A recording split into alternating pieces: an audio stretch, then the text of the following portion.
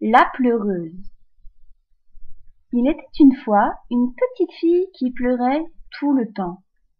Le nom de cet enfant, personne ne s'en rappelle. Mais ne vous en faites pas, ce n'est pas un problème puisque cette histoire, ce n'est pas la sienne.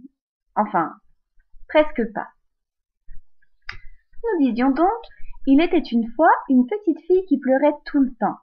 Au petit matin, au déjeuner, au dîner et même avant de se coucher. Elle passait tout son temps à pleurer. Et quand elle ne pleurait pas, elle cherchait une bonne raison de le faire. Parce que oui, cette petite fille était tout le temps triste ou même malheureuse. Et capricieuse aussi, un petit peu. Elle pleurait quand on lui annonçait qu'elle n'aurait pas le cadeau qu'elle voulait pour son anniversaire. Elle pleurait quand on ne faisait pas de visage dans sa purée avec des bouts de saucisse. Elle pleurait quand son meilleur copain changeait d'école et de ville. Elle pleurait quand elle perdait une peluche dans le parc. Elle pleurait quand son papa était malade. Elle pleurait quand le bain était trop chaud. Elle pleurait aussi quand il était trop froid. Elle pleurait quand elle avait faim. Elle pleurait quand elle avait peur. Elle pleurait quand elle ne comprenait pas. Elle pleurait aussi quand elle comprenait d'ailleurs. Elle pleurait quand elle se mettait en colère. Oui, vraiment, cette petite fille pleurait tout le temps. D'ailleurs, je suis sûre que si elle n'avait pas été petite fille, elle aurait été une fontaine, tant elle pleurait à n'importe quelle heure du jour ou de la nuit. Un beau jour, alors qu'elle pleurait encore pour on ne sait quelle raison cette fois-ci, une de ses larmes en eut assez. Oui, oui, vous m'avez bien entendu. Une de ses larmes. Cette larme s'appelait Rissa. Rissa était donc une larme qui en avait marre de travailler autant. La petite fille pleurait tellement que Rissa ne savait même plus pourquoi elle roulait sur ses joues. C'était épuisant. Normalement, une larme, c'est précieux. On pleure quand on n'en peut plus, quand on a vraiment un lourd chagrin. Et Rissa était très attristée d'être une larme de tristesse. Ben, oui, Rissa avait fini par comprendre que dès que les gens la voyaient rouler sur la joue de cette petite fille, ils pensaient à la tristesse, au malheur. Et Rissa n'aimait pas ça du tout. Elle ne voulait plus être associée au chagrin, à la douleur. Alors, ce jour-là, tandis que la petite fille pleurait encore, Rissa roula sur sa joue, puis sur son cou, et elle roula sur la petite fille jusqu'à ce qu'elle atteigne le sol. Libre. Rissa était libre. Elle était une larme sans chagrin. Alors, à partir de cet instant, Rissa, la larme sans chagrin, se promena un peu partout.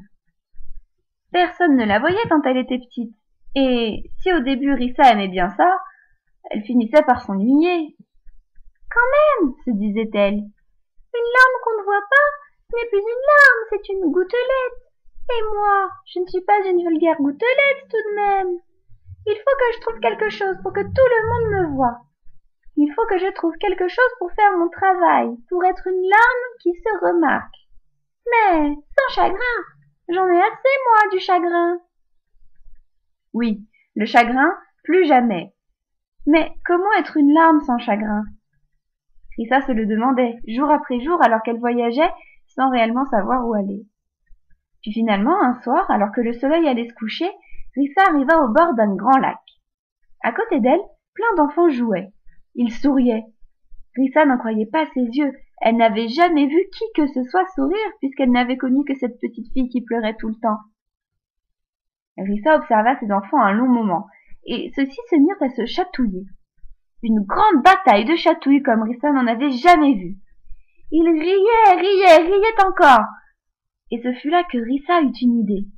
Mais oui, elle était une larme. Elle était donc destinée à faire pleurer les gens. Mais pourquoi ne pas les faire pleurer de rire? Ni une, ni deux. Fière de son idée, Rissa sauta sur le premier enfant qui était près d'elle, et elle roula jusqu'à sa joue. Il riait tellement fort qu'il s'en serrait les côtes. Quand il sentit Rissa sur sa joue, il rit plus encore. Et ses larmes apparurent alors au bord de ses yeux. Rissa leur fit signe. Venez avec moi, nous sommes des larmes, mais qui nous force à n'être que des larmes de chagrin? On peut aussi être des larmes de joie. Roulez, mes amis, faisons-le pleurer de rire. Conquises, toutes les autres larmes du petit garçon rejoignirent Rissa. Et plus il riait, plus les larmes coulaient sur ses joues, tandis qu'un immense sourire éclairait son visage. Très vite, les larmes des autres enfants qui jouaient avec le petit garçon imitèrent Rissa et ses amis. Et tous les enfants se mirent à pleurer de joie, tandis que toutes leurs larmes profitaient de ce moment de bonheur. La bataille de Chatouille dura encore longtemps, entre les enfants mais aussi entre les larmes elles-mêmes.